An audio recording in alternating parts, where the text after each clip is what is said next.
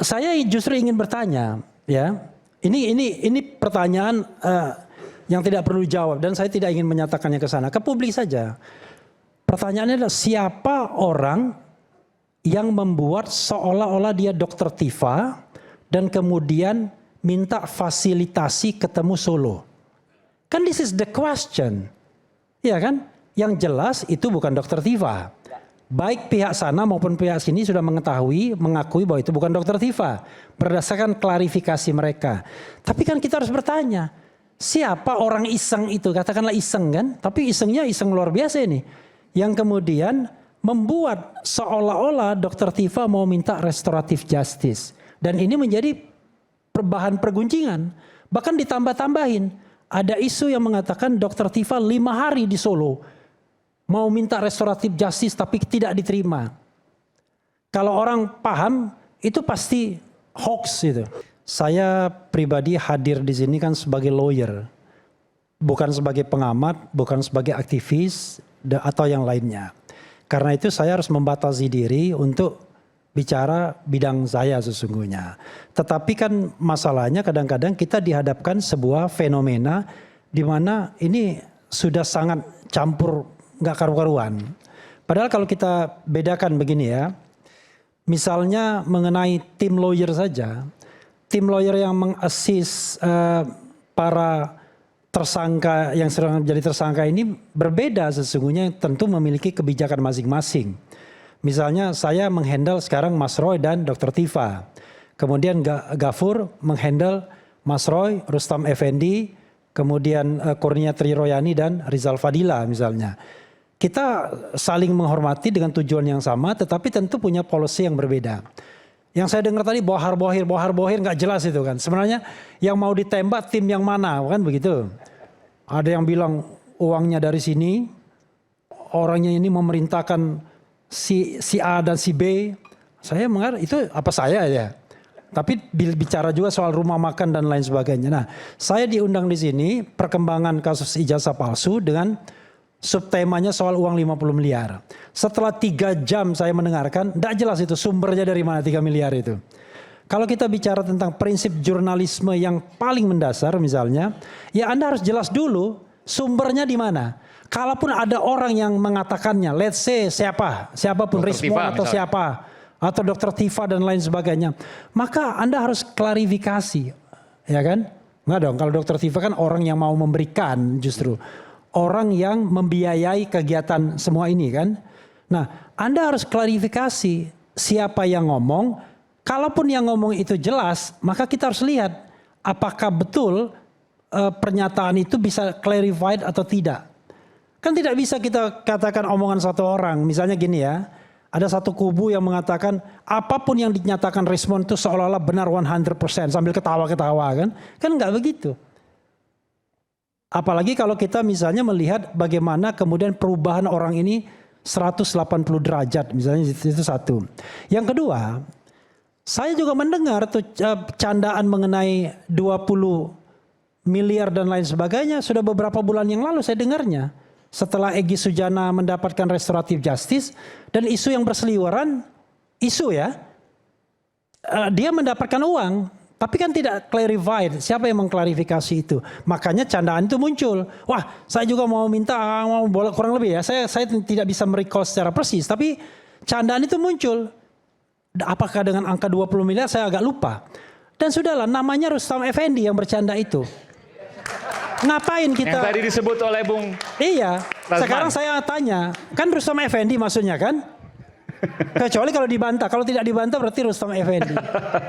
Kenapa saya sebut demikian? Maksudnya, yang minta 20M itu yang dikatakan satir. Iya, yang tapi itu satir ya. Saya sudah mendengar itu beberapa bulan yang lalu begitu loh. Oke. Namanya Rustam Effendi. Kalau saya salah, correct me. Ya, okay. Nah, kalau yang itu dikatakan, saya sudah dengar beberapa bulan yang lalu dia bercanda seperti itu.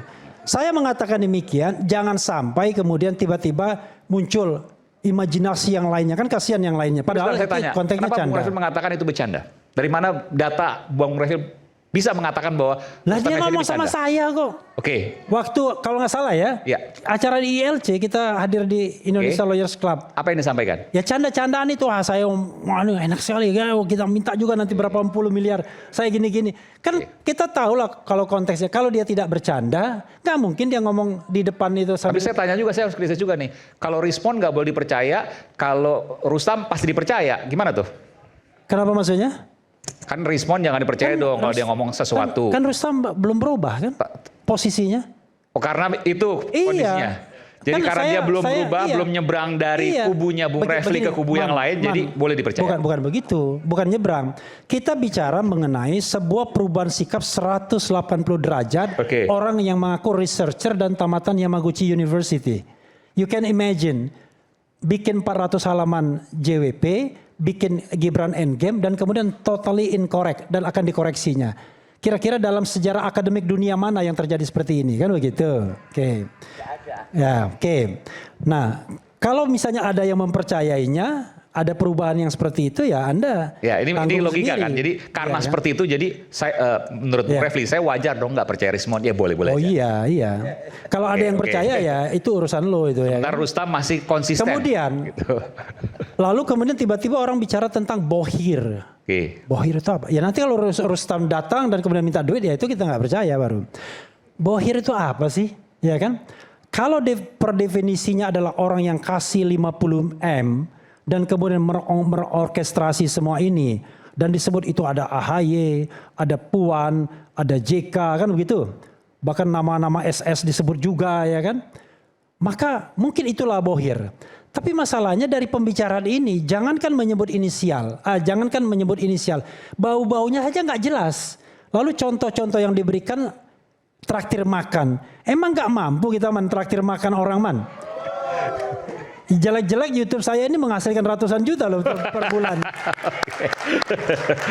Iya kan? Belum lagi lawyering kalau saya ada klien. Kan emang, tetapi untuk yang begini ini voluntarily kita. Tanya Mas Roy, apakah pernah Mas Roy kasih saya uang? Yang ada saya nraktir Mas Roy, bukan Mas Roy nraktir saya. Betul. Kan begitu. Karena itu jangan terlalu underestimate lah.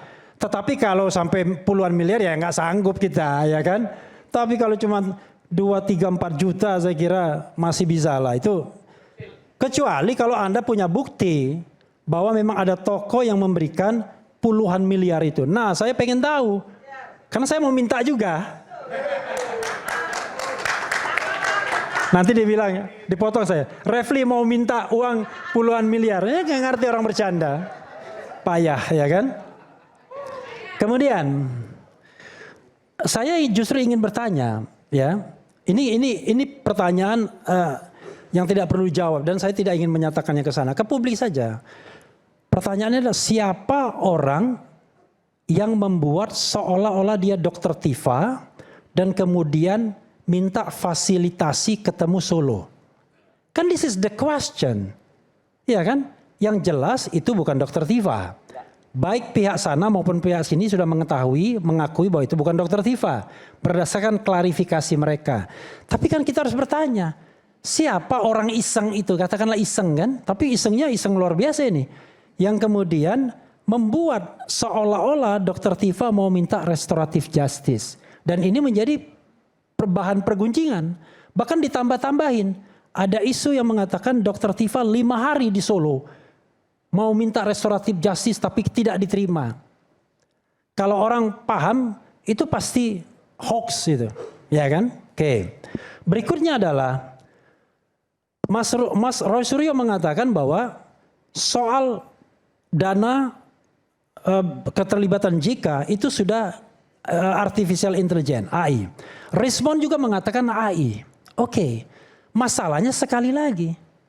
Siapa yang membuat artificial intelligence itu? Itu masalah, betul. Itu masalahnya. Saya nggak mau membawa masalah pribadi saya, tapi banyak sekali yang namanya produk AI yang bertebaran di media sosial, ya kan? Kurang ajar tuh orang yang bikin, ya kan? Tapi sudahlah, saya tidak mau. Saya mau fokus pada ijazah palsunya ini, kan? Begitu. Nah, kemudian sekarang saya ingin bicara kasus Jokowi ini, biar ditanggapi oleh Firmanto. Kasihan kan dia kan? Datang ke sini tidak menanggapi apa-apa. Kami ini terikat kode etik sesungguhnya di antara lawyer Troya. Troya itu Tifa Roy Associate, ya. Advocate, sorry. Tifa Roy Advocate. Kami tidak mau melayani lagi orang yang tidak jelas standingnya. Saya mau melayani cuma lawyer to lawyer. Biar apple to apple. Ngapain saya melayani Rasman dengan mohon maaf ya. Mengapain saya melayani Andi Azwan? Tapi masalahnya adalah nggak banyak lawyer sana, nggak banyak yang membela Jokowi secara formal mendapatkan power of attorney, mendapatkan surat kuasa. Yang ada adalah orang yang standingnya nggak jelas sebenarnya. Nah lalu kita harus menjawab mereka. Kalau standingnya jelas, misalnya Firman mengatakan dasar hukummu salah, oke kita berdebat, ya kan? Berarti ada pembelajaran publiknya. Nah, karena itu saya ingin menantang Firman aja lah berdebat, ya kan?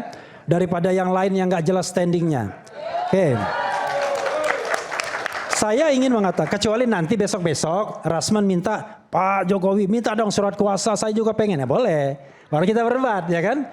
Andi Azwan kan nggak mungkin, bukan lawyer soalnya. Gitu. Nah, begini, ini tesis saya ya. Siapa sih yang sebenarnya takut, ya kan? Saya ini ke Firmanto ini ya, karena ini khusus untuk lawyer to lawyer. Siapa sih sebenarnya yang takut sidang ini? Ya Takut kan? apa? Takut bahwa kasus ini disidang, ya kan? Tenang, jangan dibawa dulu mic-nya, saya belum selesai. Nangis sudah selesai, baru nanti mic-nya diambil ya. Saya merasa yang takut justru Jokowi. Kenapa yang takut Jokowi? Begini, Jokowi itu penguasa 10 tahun. Dia masih menguasai beberapa katakanlah jaringan kekuasaan yang sekarang ini masih aktif. Ini kan analisis politik, saya itu kan juga orang politik, orang hukum tata negara, dekat sekali dengan politik. Sehingga kalau kasus ini mau dilimpahkan ke pengadilan dan kemudian disidangkan, so easy bagi dia. Dari kemarin-kemarin sudah bisa. Tapi kenapa kemudian tidak bisa? Ada dua kemungkinan yang akan ditambahkan Gafur nanti. Soal teknis dan soal politis. Soal teknisnya adalah, saya kira mereka sulit membuktikan.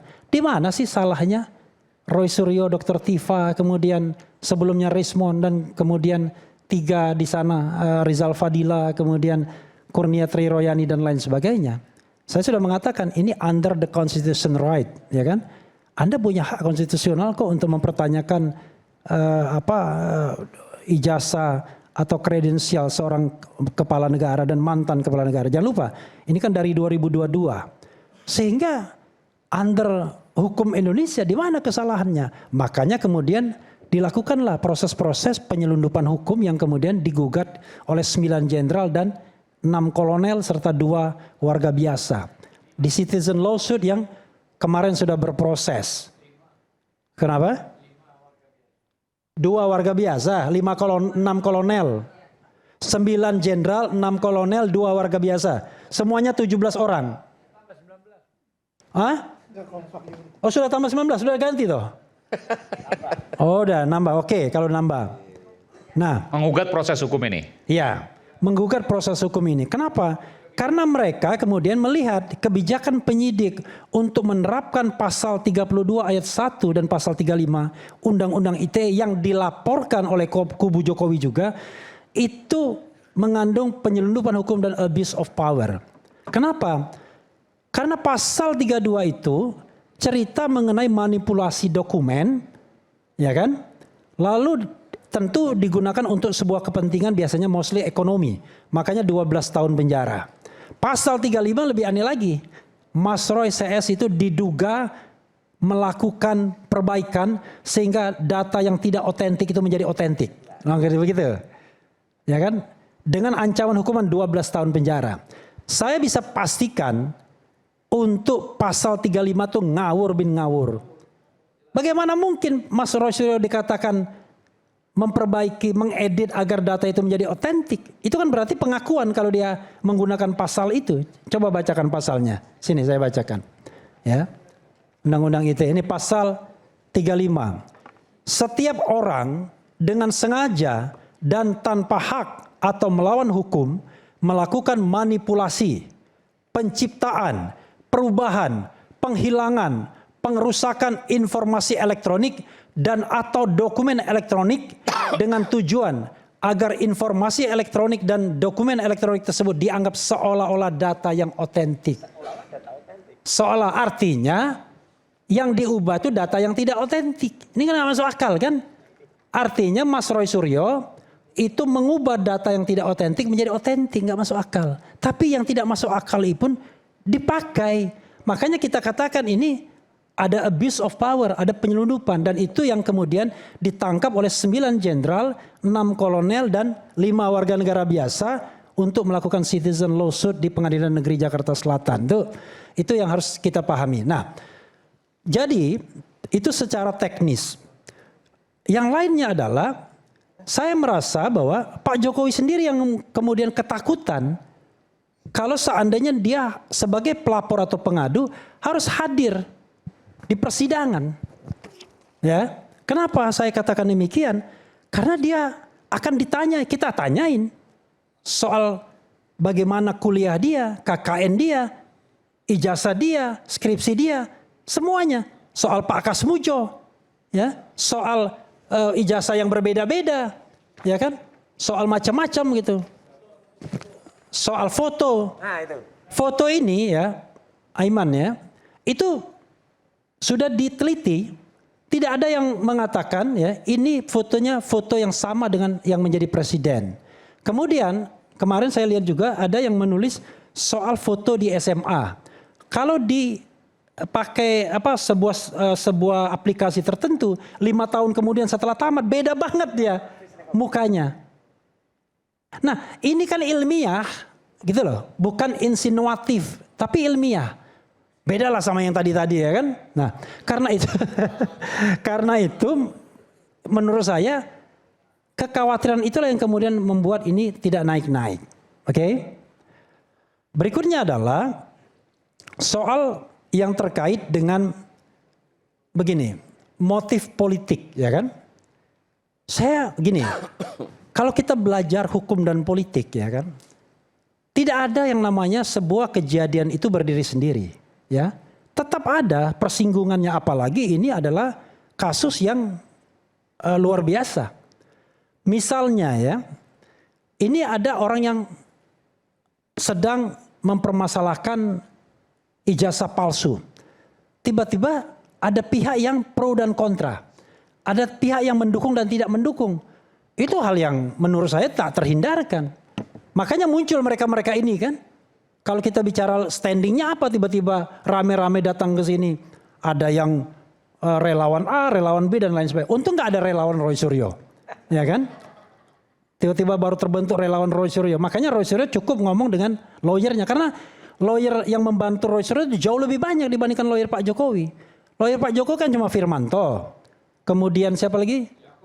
Yakub Hasibuan, Rifai Kusuma-Negara, 3 itu aja. Memang kalau Aiman mau bikin rakyat bersuara dengan menghadirkan lawyer to lawyer memang gak sulit. Karena lawyernya 3 itu aja cuma. Makanya yang dihadirkan relawan. Nah sekarang ya, kalau kita bicara mengenai imajinasi, sekarang pertanyaannya ada juga orang yang kemudian terbalik cara berpikirnya. Kalian ini bodoh mengungkapkan soal ijazah ini. Kesenangan Pak Jokowi, kenapa? Karena namanya tetap on the top, ya kan? Di dalam pusaran isu, dia akan terus menjadi narasumber utama. Bahkan Prabowo pun kalah, bayangkan. Sebagai dalam pusaran isu. Nah itu kan satu perspektif, tapi ini kan analisis. Sesungguhnya siapa sih yang diuntungkan dalam cerita seperti ini? Tapi the last yang ingin saya katakan, ini kan so easy, mudah sekali kasus ini untuk diselesaikan. Ijazah yang sokol ya saya bilang kan, paham kan arti sokol? Yang katanya ya kan. Ijazah yang katanya sokol asli itu sudah ditunjukkan oleh Polda Metro Jaya pada tanggal 15 Desember 2025. Ya, Oke, nanti Rasman akan mengatakan nggak bisa, nggak ada kewajiban untuk menunjuk. Enggak, kita ingin menyelesaikan masalah ini kalau mau one for all, tidak menersangkakan orang dan lain sebagainya. Itu saja yang ditunjukkan ke publik. Secara terbuka, secara transparan, berdasarkan kaidah good governance, clean government. mempersilahkan orang untuk mengujinya dunia dan akhirat. Ya kan? Mau di Indonesia boleh, mau di luar negeri boleh. Karena begini, ciri-ciri ya, seseorang yang memiliki dokumen asli itu adalah dia tenang saja kok, nggak akan ribut. Nggak mungkin dia mengatakan, mana dokumen Anda asli atau tidak? Sewa lawyer. Dokumen Anda asli atau tidak? Sewa buzzer. Dokumen Anda asli tidak? Bikin kelompok YouTuber. Dokumen Anda asli atau tidak? Bikin relawan dan lain sebagainya. Ini kan menjadi hal yang ribet jadinya. Padahal sederhana sekali. Tunjukkan sebagaimana Obama, sebagaimana Hakim MK Arsul Sani. Case close. Selesai.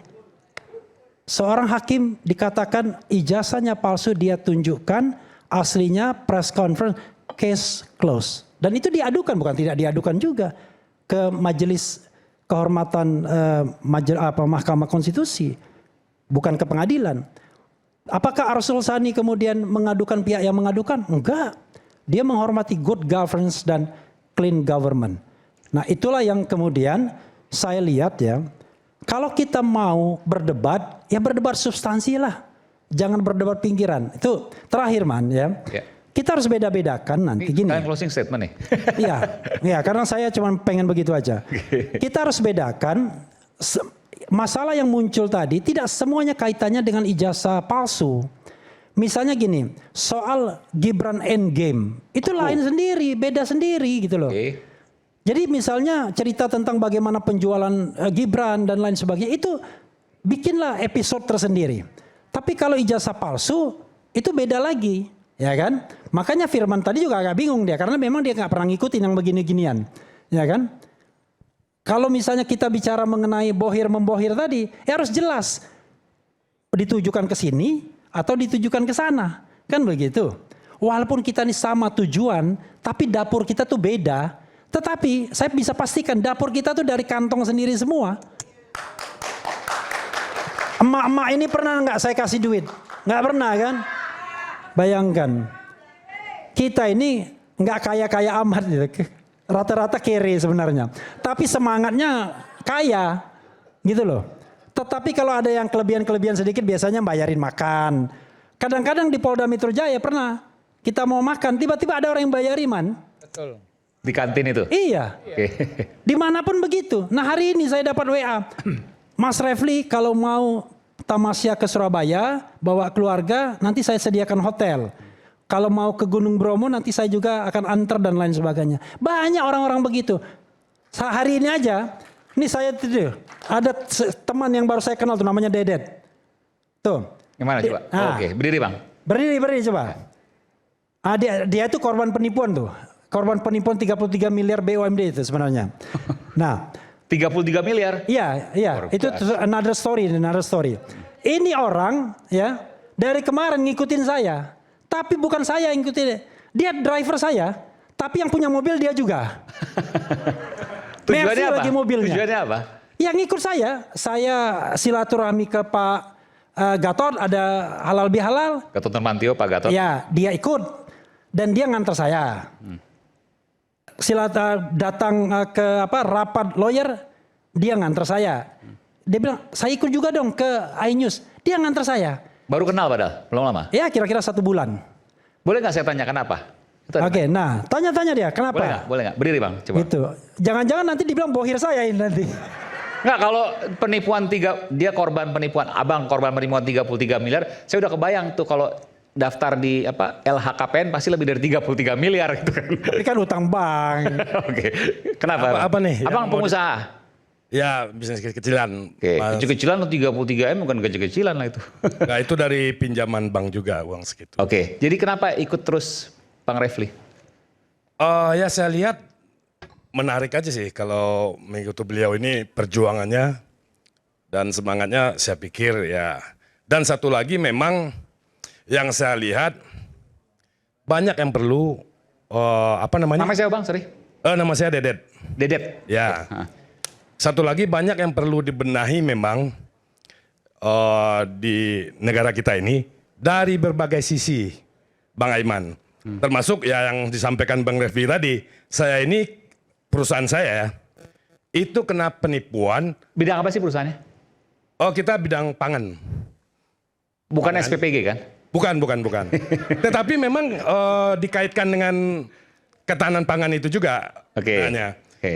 Nah, jadi saya juga mengalami apa yang mungkin Mas Roy sekarang alami juga, penegakan hukum yang tidak berpihak, Oke. keadilan yang tidak ada, ya seperti itu. Jadi merasa satu nasib. Satu nasib.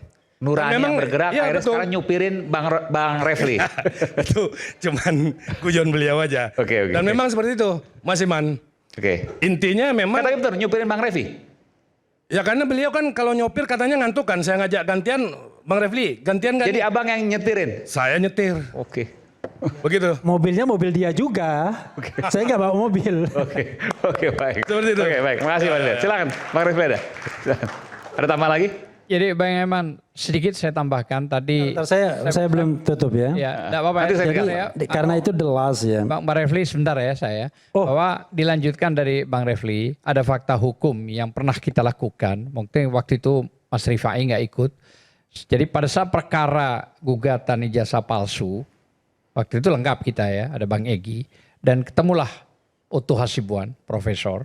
Dan saya orang pertama yang bilang kepada Prof. Otto Hasibuan, coba deh sidang ini kan sederhana, cepat. Bawa saja sih ijazah itu, tunjukkan case close. Kenapa harus ribut, harus panjang, 7 bulan berjalan, pada saat itu mediasi nggak pernah hadir. Tunjukkan saja case close maksud saya. Jadi clear maksud saya. Nah itu tidak pernah. Oke, Apa nanti dijawab jawabnya oleh- Prof. Otto? Iya. Oh itu gampang nanti kalau sudah masuk materi. Enggak usah Prof, nunggu masuk materi. Bawa saja, ini kan dilihat publik. Advokat pada nunggu semua, lihat semua. Rakyat lihat. Udahlah saya bilang clear jadi nggak ada masalah. Itu tambahan yang tadi Oke, dijelaskan. nanti dijawab oleh Bung Prof. Refli. Firman. Makasih. Tambahan sedikit ya. Dan kalau kami mau mempermasalahkan misalnya soal penegakan hukum dengan pemberlakuan pasal-pasal undang-undang yang ada, kami mengatakan kasus Mas Roy ini sudah cacat dari awal, ya. Jadi sudah melanggar Undang-Undang Perlindungan Saksi dan Korban karena Polda Metro Jaya itu memproses sesuatu ketika belum selesai di Bareskrim. Kan tanggal 30 April sudah pernah saya katakan, diterima Pak Jokowi langsung diperiksa ya sebagai pelapor pengadu, kemudian baru tanggal 22 Mei itu di stop di Bareskrim, padahal Undang-Undang Perlindungan Saksi dan Korban nggak boleh baik saksi ya maupun pelapor itu tidak boleh dikenakan tindak pidana Baik. gugatan perdata dan pidana. Dan terakhir ini kalau kita baca nanti Gafur bisa tambahkan pasal 138 ayat 2 Undang-Undang KUHP yang lama, Undang-Undang 8 1981 udah lewat ini barang sebenarnya. Lewat berbulan-bulan, berhari-hari sudah lewat. Daluarsa. Sudah daluarsa. Memang ketika Oke, dijelaskan. penasihat Kapolri Arianto tadi mengatakan memang benar yang dikatakan saya itu sudah melanggar hukum. Tapi prakteknya memang selama ini begitu. Saya mengatakan praktek itu tidak boleh mengalahkan apa yang tertulis dalam undang-undang. Anda harus bedakan diskresi sama undang-undang. Diskresi hanya dimungkinkan kalau tidak melanggar undang-undang.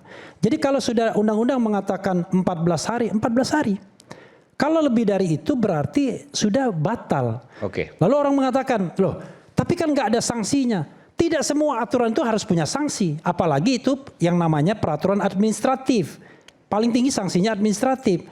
Dan itu nanti tergantung kebijakan orang yang membuat kebijakan itu kalau seandainya tidak digugat. Kan orang Indonesia ini kan kalau salah dibiarkan saja. Lalu kemudian tiba-tiba kalau Anda merasa benar Anda gugat saja. Kasihan sekali hidup di Republik Indonesia ini. Kita ingin menegakkan hukum, mencari keadilan harus berdarah-darah. Memang enak, setiap hal harus kita gugat ke kepolisian. Orang menyuruh saya, udah laporkan saja. Memang enak. Karena itu membuat kita sibuk, membuat kita kemudian harus menyiapkan waktu, memberikan keterangan dan lain sebagainya. Belum lagi kalau kita dikerjain dalam tanda kutip. Karena itu saya hanya ingin fokus pada masalah utamanya. Please, ayo kita buktikan apakah ijazah itu asli atau palsu. Ada keyakinan di sana 100% asli, let's say saya katakan demikian, tapi di sini keyakinannya sedikit kurang. cuma 99,9% palsu. Wabillahi taufiq wal hidayah. Wassalamualaikum warahmatullahi wabarakatuh. Saya berikan kesempatan pada Bung Firman, Prof. Firman selepas jeda sekaligus closing. Kami akan segera kembali saat lagi. Ya. Supaya bebas.